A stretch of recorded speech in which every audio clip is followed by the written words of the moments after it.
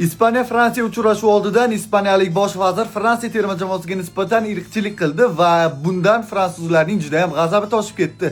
Va endi fransuzlarning oldida bitta prinsip paydo bo'lmoqda. Ya'ni bizga qilingan irqchilikka javobni maydonda Ispaniyaga qarshi ko'rsatib, ularni mag'lubiyatga uchratamiz degan. Hozir sizga vaziyatni batafsilroq tushuntirib beraman. Undan oldin mana shunaqa yangi tezkor futbol xabarlaridan quruq qolmaslik uchun kanalimga obuna bo'ling do'stlar. Unda boshladik. Xo'p do'stlar, vaziyat bunday bo'lgan. Ya'ni Ispaniyaning sobiq vaziri Mariano Rajoy El Debatiga yozgan kolumnasida shunday deydi: Fransiya terma jamoasi hozirgi kunda jahonning eng kuchli termalaridan biri. Bunga gap so'z bo'lishi mumkin emas, lekin ularning tarkibiga qarasangiz toza fransuzlarni topa olmaysiz.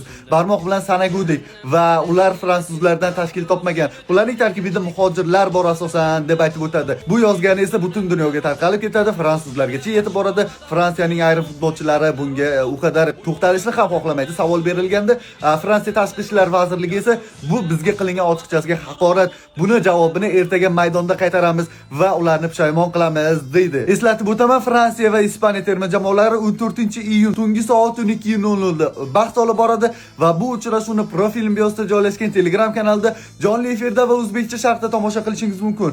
Qo'shiling, uchrashuvni birga ko'ramiz va Fransiya terma jamoasi finalga chiqadimi yoki Ispaniya Fransiyani yana bir bor mag'lubiyatga uchratadimi? Barchasiga birgalikda guvoh bo'lamiz.